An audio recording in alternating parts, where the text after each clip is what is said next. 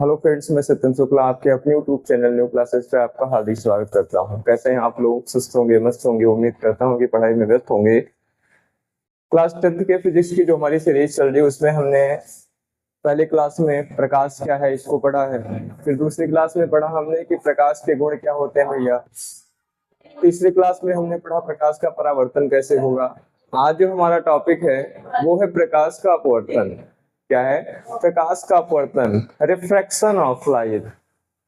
पिछली वाली क्लास में पढ़ा था हम लोगों ने रिफ्लेक्शन ऑफ लाइट, मतलब प्रकाश का परावर्तन। लेकिन आज हम पढ़ेंगे प्रकाश का अपवर्तन। क्या होता है प्रकाश का अपवर्तन?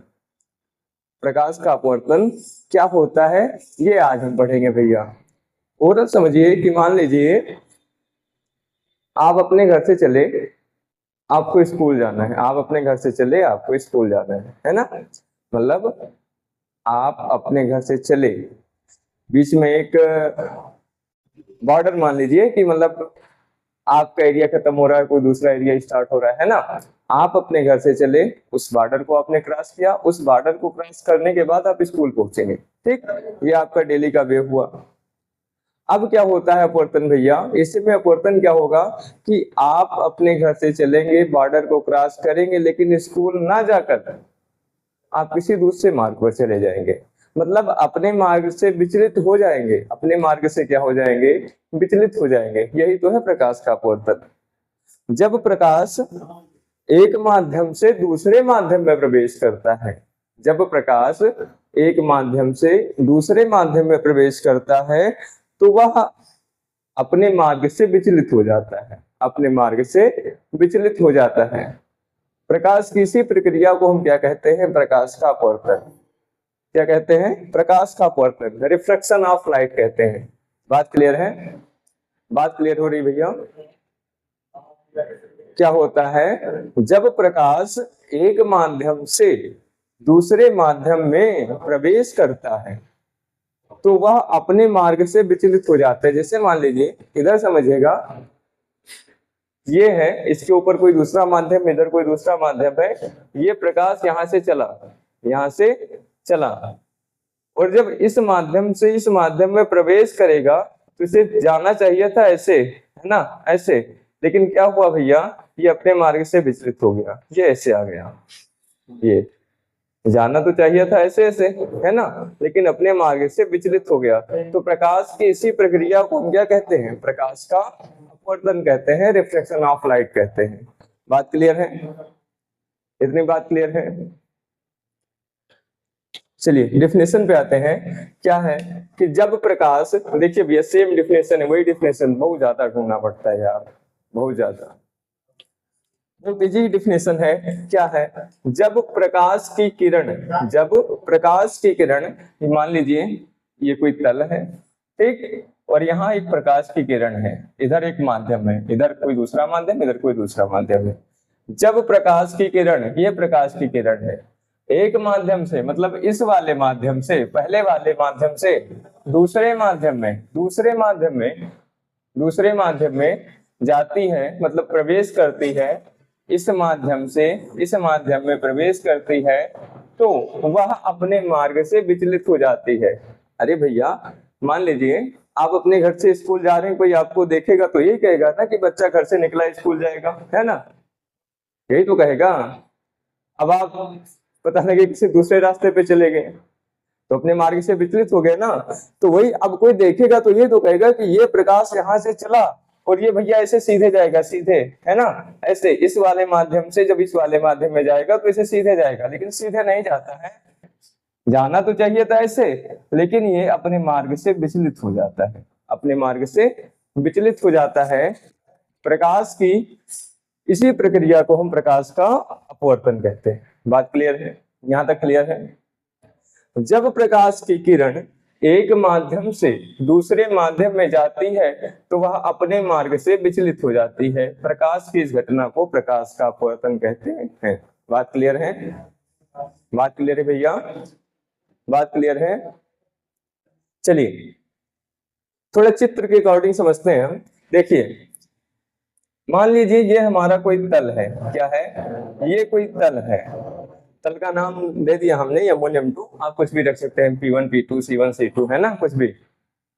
फिर देखिए क्या है डिफिनेशन, जब प्रकाश की किरण एक माध्यम से, मान लीजिए ऊपर क्या है विरल माध्यम है, इसे मान लीजिए पहला माध्यम, और नीचे क्या है सघन माध्यम, इसे मान लीजिए दूसरा माध्यम, ठीक है। जब प्रकाश की किरण, ये प्रकाश की किरण है, एक माध्यम से मतलब इस वाले माध्यम से दूसरे माध्यम में प्रवेश करती है तो वह अपने मार्ग से विचलित हो जाती है। देखिए भैया, ये प्रकाश की किरण यहाँ से चली और इसे जाना तो चाहिए था ऐसे सीधे, लेकिन क्या हुआ, ये अपने मार्ग से विचलित हो गई, यहाँ आ गई। ये देखिए, जाना तो चाहिए था सीधे, लेकिन अपने मार्ग से विचलित हो गई। प्रकाश की इस घटना को क्या कहते हैं, प्रकाश का अपवर्तन कहते हैं, रिफ्रैक्शन ऑफ लाइट कहते हैं। बात क्लियर है? यहाँ तो कोई दिक्कत, कोई परेशानी भैया? यहाँ तो कोई दिक्कत? चलिए, अब जो किरण आ रही है मार्ग से विचलित हो जा रही है, कुछ कोण बन रहा है, इन सब का नाम रख देते हैं, है ना। नामकरण की परंपरा तो बहुत दिन से है। चलिए नामकरण करते हैं भैया। अब जो किरण तल पर पड़ती है, जो किरण तल पर पड़ती है, उस किरण का नाम क्या होता है, आपतित किरण। क्या होता है भैया, आपतित किरण। जो किरण अपने मार्ग से विचलित हो जाती है उस किरण को कहते हैं हम अपवर्तित किरण। क्या कहते हैं, अपवर्तित किरण। बात क्लियर है? यहां तक बात क्लियर है? जो किरण तल पर पड़ती है वो क्या है, आपतित किरण, और जो किरण अपने मार्ग से विचलित हो जाती है वो क्या होती है, अपवर्तित किरण होती है। इतनी बात क्लियर है? कोई दिक्कत, कोई परेशानी? चलिए अब देखिए भैया, ये जो आपतित किरण और अभिलंब के बीच में, आपतित किरण, ये जो सीधी लाइन है ना, ये अभिलंब है, ये क्या है, अभिलंब है। अब जो आपतित किरण और अभिलंब के बीच में, आपतित किरण और अभिलंब के बीच में जो कोण बनेगा उसे हम कहेंगे आपतन कोण। क्या कहेंगे, आपतन कोण। कोई दिक्कत यहां तक? आपतित किरण और अभिलंब के बीच में बना कोण क्या कहलाता है, आपतन कोण। क्या कहलाता है, आपतन कोण। वही बात है अभिलंब और अपवर्तित किरण के बीच में। यहां देखिए, अभिलंब और अपवर्तित किरण मतलब जो किरण अपने मार्ग से विचलित हो गई है, अभिलंब और अपवर्तित किरण के बीच में, अभिलंब और अपवर्तित किरण के बीच में जो कोण बनेगा उसे हम कहेंगे अपवर्तन कोण। प्रकाश के परावर्तन में क्या पढ़ा था हमने, अभिलंब और परावर्तित किरण के बीच में जो कोण बना था उसे हम क्या कहते थे, परावर्तन कोण। बस थोड़ा सा डिफरेंस भैया, क्या है कि अभिलंब और अपवर्तित किरण के बीच में जो कोण बनेगा उसे हम क्या कहेंगे, अपवर्तन कोण कहेंगे। क्या कहेंगे, अपवर्तन कोण। यहां तक कोई दिक्कत, कोई परेशानी? इतनी बात क्लियर है? आपतित किरण और अभिलंब के बीच में बना कोण आपतन कोण होगा, और अपवर्तन कोण और अभिलंब के बीच में, अपवर्तित किरण और अभिलंब के बीच में बना कोण क्या होगा, अपवर्तन कोण होगा। यहां तक कोई दिक्कत भैया?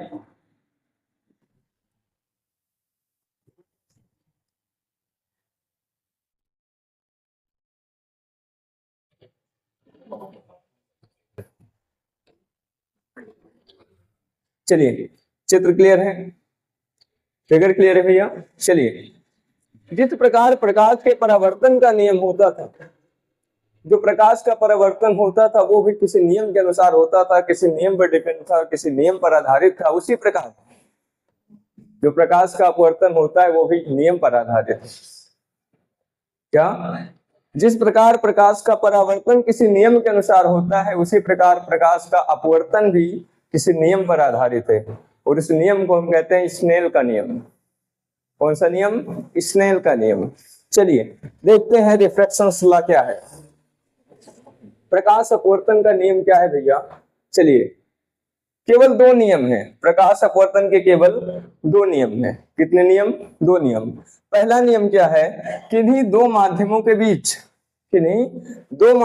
बीच आपतन कोण की ज्या का मतलब होता है साइन, ज्या का मतलब क्या होता है, साइन। किन्हीं दो माध्यमों के बीच, दो माध्यम मतलब ऊपर विरल है नीचे सघन है, या फिर ऊपर सघन है नीचे विरल है, कुछ भी हो सकता है, ठीक है। किन्हीं दो माध्यमों के बीच जो आपतन कोण बनेगा और उसकी ज्या, आपतन कोण की ज्या तथा अपवर्तन कोण की ज्या, ज्या का मतलब साइन, याद रखेंगे, ज्या का मतलब साइन। आपतन कोण की ज्या तथा अपवर्तन कोण की ज्या का अनुपात, अनुपात मतलब दोनों को बटे में कर देंगे, अनुपात हो जाएगा, का अनुपात सदैव नियत रहता है, सदैव नियत रहता है। मतलब कि जो आपतन कोण है, जो अपवर्तन कोण है, इनका अनुपात सदैव नियत रहेगा, सदैव क्या रहेगा, नियत रहेगा। इसे क्या कहते हैं भैया, स्नेल का नियम कहते हैं। क्या कहते हैं, इसे नियम को हम क्या कहते हैं, स्नेल का नियम कहते हैं। फार्मूला क्या होता है स्नेल के नियम का, sine I upon sine are equal to n. N क्या है, यन नियतांक है। यन क्या है भैया, यन नियतांक है। यन क्या है, यन नियतांक है। कहीं कहीं आप देखेंगे ऐसे लिखा होगा 1n2 ऐसे, है ना। तो यन क्या है, यन यहाँ नियतांक है। कोई दिक्कत, पहले वाले नियम में किसी कोई दिक्कत भैया, कोई दिक्कत, कोई परेशानी। दो माध्यमों के बीच आपतन कोण की ज्या और अपवर्तन कोण की ज्या का अनुपात सदैव क्या रहता है, नियत रहता है। इतना याद रखेंगे, साइन आई बटे साइन आर इक्वल टू यन। यहाँ तक कोई दिक्कत, क्लियर है, क्लियर है भैया। फिर दूसरा नियम क्या है, आपतित किरण।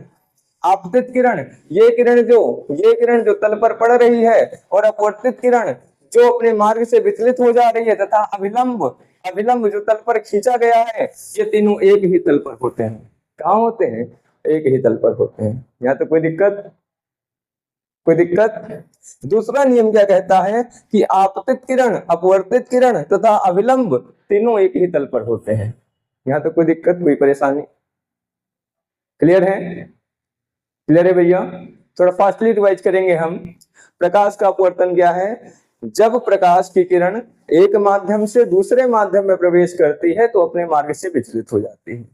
प्रकाश की इस घटना को प्रकाश का क्या कहते हैं, हम अपवर्तन कहते हैं, रिफ्रैक्शन ऑफ लाइट। यहाँ तक तो क्लियर है। फिर जो प्रकाश का अपवर्तन है वो भी किसी नियम पर आधारित है, और उस नियम को हम क्या कहते हैं, स्नेल का नियम कहते हैं। कौन सा नियम, स्नेल का नियम। स्नेल का नियम क्या होता है भैया, किन्हीं दो माध्यमों के बीच, किन्हीं दो माध्यमों के बीच आपतन कोण की ज्या तथा अपवर्तन कोण की ज्या का अनुपात सदैव क्या रहता है, नियत रहता है, सदैव नियत रहता है। इट मींस कह सकते हैं हम sine I upon sine are equal to यन। बात क्लियर है, यहां तक बात क्लियर है। जहां यन क्या है, यन नियतांक है।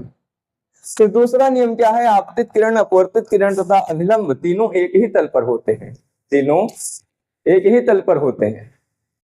कोई दिक्कत, कोई परेशानी। चलिए आज की क्लास में इतना ही रखेंगे। अगली क्लास में पढ़ेंगे हम दर्पण। क्या पढ़ेंगे, दर्पण। अरे बड़ा नंबर बचता है भैया दर्पण से, है ना। दर्पण पढ़ेंगे, मिरर। क्लास अच्छी लगी हो तो लाइक करें, चैनल पर नए तो सब्सक्राइब करें। Thanks for watching, thanks for watching.